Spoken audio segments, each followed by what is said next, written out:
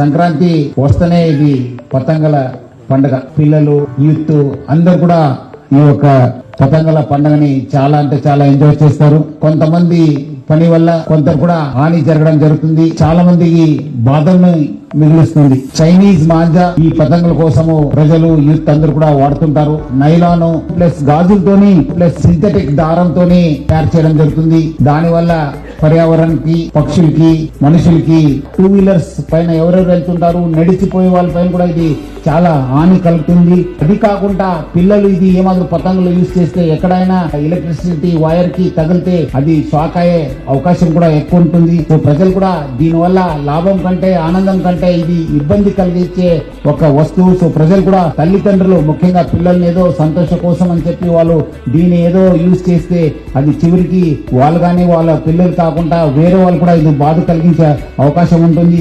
So ప్రజలందరూ కూడా కోరుతున్నాను, మీరు నూలు దారంని వాడాలి, దాన్నే ప్రోత్సహించాలని చెప్పి నేను హైదరాబాద్ సిటీ పోలీస్ తరఫు నుంచి కోరుతున్నాను.